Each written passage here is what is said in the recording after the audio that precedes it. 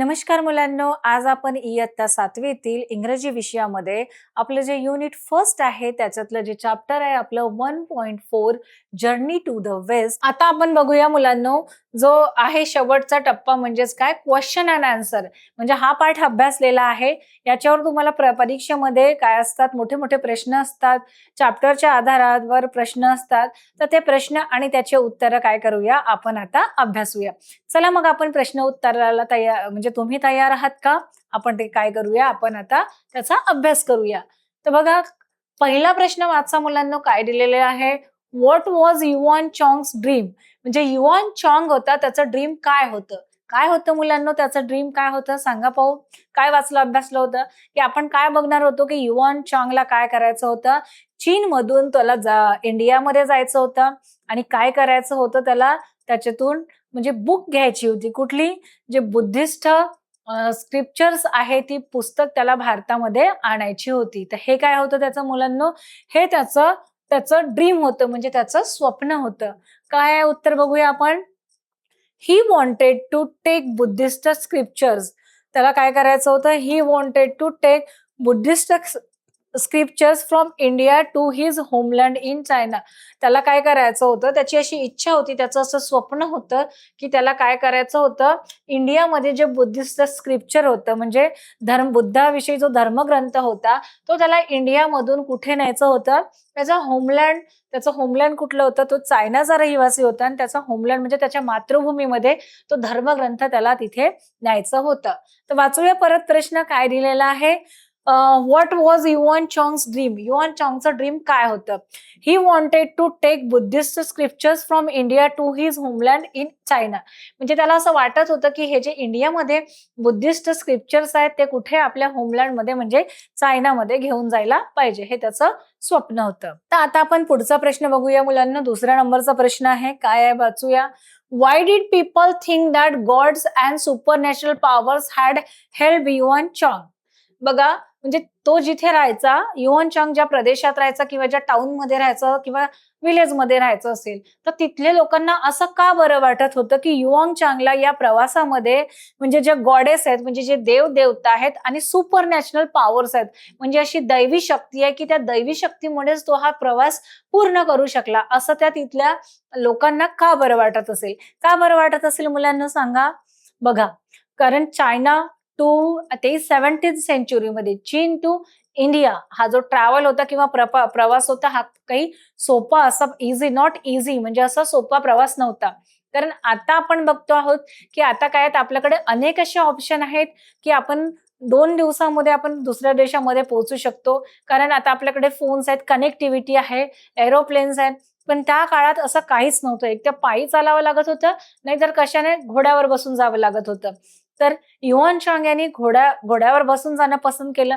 ज्या प्रदेशात काही प्रॉब्लेम्स आले त्याच्यात तो चालत सुद्धा गेला. तर त्याला खूप दऱ्याखोऱ्यातून, बर्फाच्छादित प्रदेशातून, वाळवंटातून आणि अशा कठीण पहाडावरून वगैरे त्याला प्रवास करावं लागलं, जिथे म्हणजे वाईल्ड अॅनिमलची भीती होती, जिथे लुटारू, दरोडेखोर राहायचे, अशा प्रदेशातून त्यांनी प्रवास केला. तर हे काही सोपं नव्हतं. त्यामुळे तिथल्या लोकांना काय वाटायचं की याच्या मागे कोणीतरी एखाद्या देवाची, देवीची किंवा जे दैत्य सुपर नॅचरल पॉवर आहे, म्हणजे दैवी जी शक्ती आहे, त्यांनीच याची मदत केली असेल, असा त्या लोकांचा हे होतं. तर बघूया इथे काय दिलेलं आहे की असं का बरं वाटत होतं त्या लोकांना. बघूया बघा.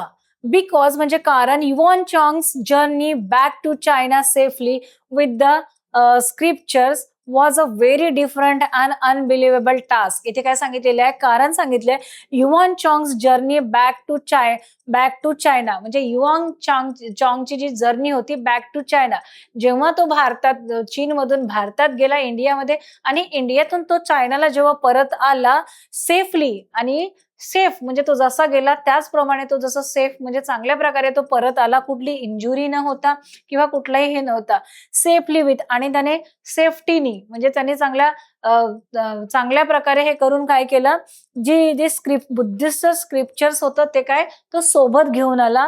वॉज अ व्हेरी डिफिकल्ट, आणि हे काय होतं, खूप कठीण काम होतं. Was a very difficult and unbelievable म्हणजे अविश्वसनीय, अनबिलिव्हेबल म्हणजे अविश्वसनीय, आणि टास्क म्हणजेच काय मुलांना? काम.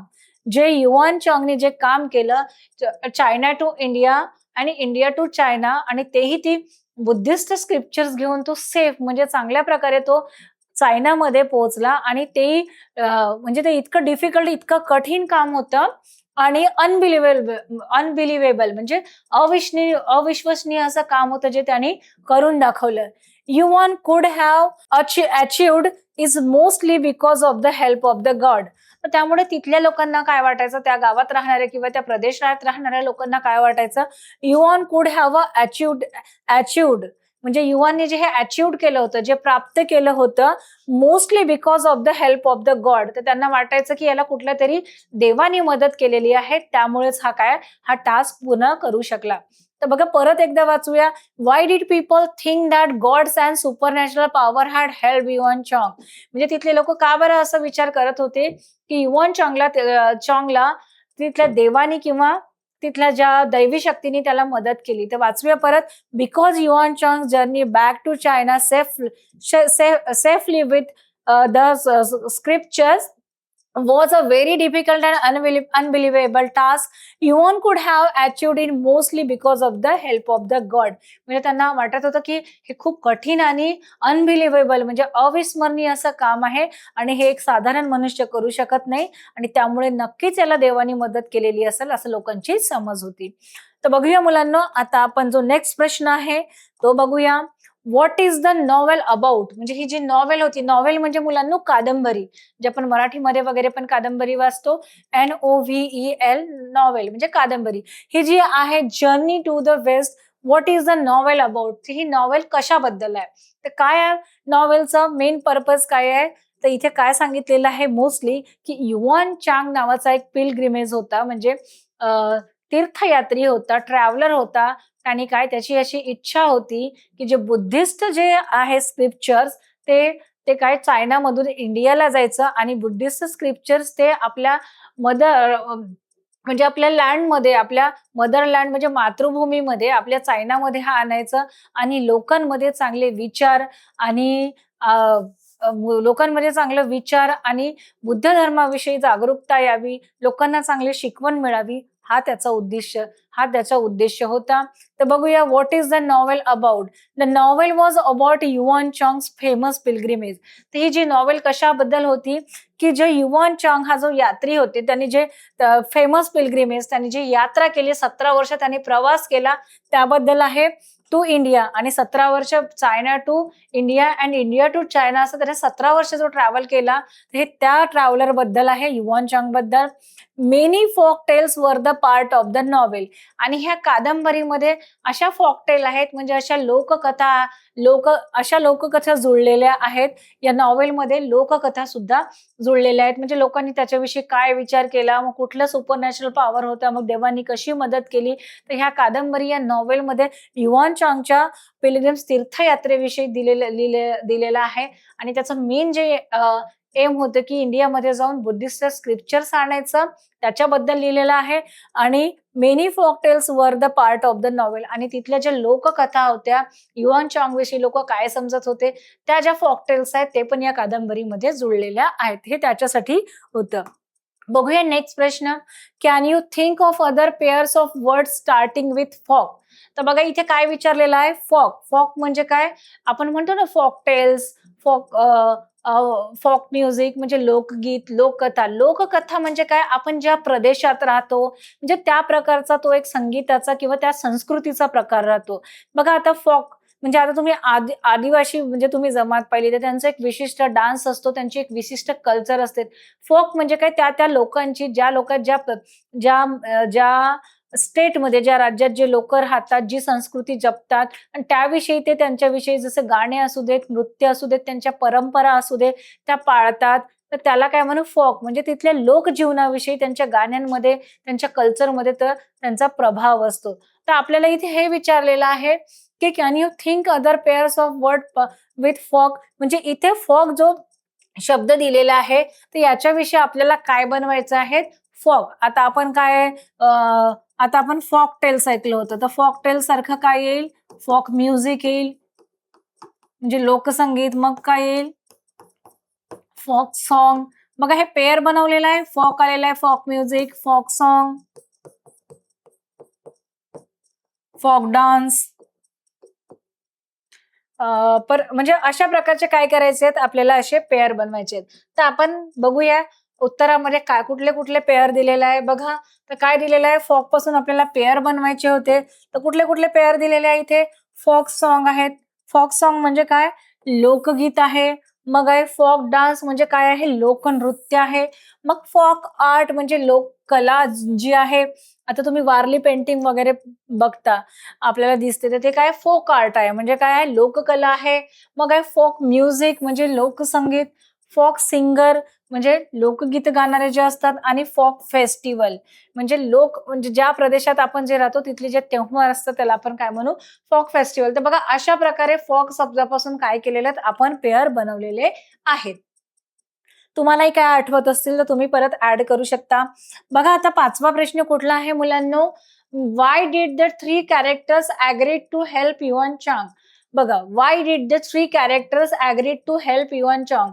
म्हणजे जे थ्री कॅरेक्टर्स होते आपल्या याच्यात बघितले की थ्री डिसायपल्स, म्हणजे ज्या देवीने थ्री डिसायपल्स, थ्री शिष्य पाठवलेले म्हणजे होते, ते का बरं युआन चांगची मदत करायला का तयार झाले होते, का तयार झालेले होते, कारण देवीने काय सांगितलं होतं की जर तुम्ही या चांगल्या कार्यात युआन चांगची या प्रवासात तुम्ही छान मदत केली, त्याला या चांगल्या कामासाठी मदत केली, तर तुम्हाला काय परत आम्ही कुठे बोलवू, हेवन म्हणजे तुम्हाला, हेवन म्हणजे तुम्हाला स्वर्गात जागा मिळेल.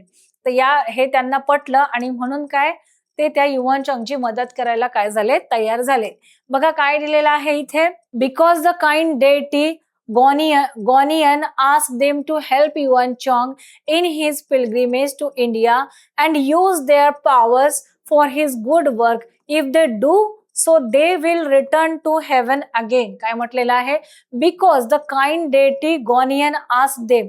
म्हणजे बघा आपण इथे वाचलं होतं स्टोरीमध्ये की जी होती काइंड डेटी म्हणजे जी दयेची देवता होती. डेटी म्हणजे काय, देवता. जी दयेची देवता होती, दया म्हणजे काइंडनेसची ती देवी होती, तिचं नाव काय होतं, गॉनियन. गॉनियननी आस्क देम म्हणजे त्या तिघांना विचारलं, सांगितलं टू हेल्प युआन चांग की तुम्ही काय करा, युआन चांगची काय करा, मदत करा. इन हिज पिलग्रिमेज म्हणजे तो जो यात्रा करतोय, ही तीर्थयात्रा करतो आहे, जी बुद्धिस्ट धर्मग्रंथ आणण्यासाठी, त्याच्यासाठी तुम्ही तिला मदत करा. तो इंडियाला जाणार आहे त्याच्यासाठी मदत करा. And use their powers for his good work. आणि त्या तिघांना पण सांगितले, ते डिसायपल्स होते त्यांना सांगितलं की तुमच्याकडे ज्या पॉवर्स आहेत सुपर नॅचरल, त्या पॉवर्सचा तुम्ही त्याला मदत करा. त्याला काही रस्त्यात अडचणी आला, अडथळे आला, ते सॉल्व्ह करण्यासाठी तुम्ही या चांगल्या कामात तुमच्या पॉवरचा उपयोग करा. इफ दे डू, जर तुम्ही तसं केलं, so they will return to heaven again. तर काय करू शकता तुम्ही, परत हेवन म्हणजे तुम्ही परत स्वर्गात तुम्ही राहायला येऊ शकता. तर ही जी म्हणजे ही जी आहे काइंड डेटी गॉनियन, तिने काय केलं, ह्या तिघांना चान्स दिला की तुम्ही जर हे चांगलं काम केलं, तुम्ही तुमचे पॉवर जर तुम्ही त्याच्या कामात मदत केले, तर तुम्हाला नक्कीच काय होईल की हेवन मध्ये म्हणजे स्वर्गात यायसाठी तुम्हाला चान्स असेल. तर त्याच्यामुळे काय झालं की हे जे 3 कॅरेक्टर्स होते ते ऍग्रीड झाले युआन चांगला काय करायला, मदत करायला. परत एकदा वाचूया, because the kind deity Guanyin asked him to help Yuan Chang in his pilgrimage to India and use their powers for his good work. If they do so, they will return to heaven again. म्हणजे ते चांगल्या कामात मदत करतील तर त्यांना परत स्वर्गात यायला काय मिळेल, चान्स मिळेल. बघा आता 6वा प्रश्न आहे, who is the most powerful among 3 disciples. आता 3 डिसिपल्स होते, डिसायपल्स म्हणजे जे 3 शिष्य होते, त्याच्यात पॉवरफुल डिसायपल कोण होतं, तर सांगा. हे आता तुम्हीच सांगा मला, आपण वाचलं आहे आणि खूप चांगलं कॅरेक्टर आहे. तर कोण होतं मुलांनो, सन वुकॉंग. कोण होतं, सन वुकॉंग. बघा, ते सन वुकॉंग काय होतं, हे जे मोस्ट पॉवरफुल काय होतं, डिसायपल, सगळ्यात बलवान आणि पॉवरफुल असं शिष्य होतं की ज्याच्यात 72 अशा ट्रान्सफॉर्मेशन म्हणजे तो करू शकत होता. त्याच्याकडे तो एका कोलांडीमध्ये कितीतरी किलोमीटर, हजारो किलोमीटर जाऊ शकत होता, वेगवेगळे रूप धारण करू शकत होता. तर सगळ्यात पॉवरफुल कोण होतं मुलांनो, सन वुकॉंग. आता बघूया आपण 7वा प्रश्न, right other expression like a happy reading. Happy reading सारखंच तुम्हाला काय करायचं आहे, एक एक्सप्रेशन सांगायचं आहे. तर बघा, हॅपी रिडिंग आहे तसं काय येईल, हॅपी जर्नी आहे, हॅपी दीपावली. परत काय येईल, happy journey, happy Deepavali, happy Dasara, happy new year. तर अशा प्रकारे आपल्याला एक्सप्रेशन सांगायचं आहे. तर काय येईल मुलांना? हॅपी एंडिंग म्हणजे हॅपी एंडिंग आहे, हॅपी बिगिनिंग म्हणजे सुरुवात चांगली हो, हॅपी जर्नी, हॅपी डे म्हणजे तुमचा दिवस छान जाओ, हॅपी मॅरेज म्हणजे तुमचं जे लग्न झालेलं आहे ते सुखात जाओ, happy returns of the day म्हणजे आपण म्हणतो ना वाढदिवसात मेनी मेनी हॅपी म्हणजे तो दिवस पुन्हा पुन्हा येऊ, happy birthday, happy new year आणि हॅपी दिवाळी. तर अशा सारखे एक्सप्रेशन आपण काय करू शकतो इथे शो करू शकतो. बघा आता 8वा प्रश्न आहे, गेस द मीनिंग ऑफ हॉर्सबॅक. हॉर्सबॅक म्हणजेच काय? हॉर्सबॅक म्हणजे आपण जेव्हा हॉर्स रायडिंग वगैरे करतो तर आपण कुठे म्हणजे जे घोड्याच्या पाठीवरच बसून करतो ना, तर त्याला काय म्हणतो आपण? हॉर्सबॅक. तर त्याचं मीनिंग गेस करायचंय. सिटिंग ऑन अ हॉर्स, त्यालाच काय म्हणू आपण? सिटिंग ऑन अ हॉर्स म्हणजे घोड्याच्या पाठीवर बसणं. तर हे त्याचं मीनिंग आहे म्हणजेच अर्थ आहे. आता 9वा प्रश्न बघा, guess the meaning of snow clad. Snow clad म्हणजे आपण हिमालय आपल्या याच्यात हिमालयन रेंज किंवा हिमालय पर्वताविषयी आपण नेहमी वाचतो, चित्रात बघतो किंवा आपण भूगोलमध्ये वगैरे वाचतो. तर आपण काय बघितलेलं आहे की जो हिमालय पर्वत आहे तो नेहमी कशाने कव्हर असते? तर त्याचं स्नो क्लॅडनी म्हणजे काय बर्फाच्छादित आहे, पूर्ण बर्फाचं त्याच्यावर लेअर असतात. तर स्नो क्लॅड म्हणजे काय होईल मुलांना? कवर्ड कवर्ड विथ स्नो म्हणजे बर्फाने झाकलेला.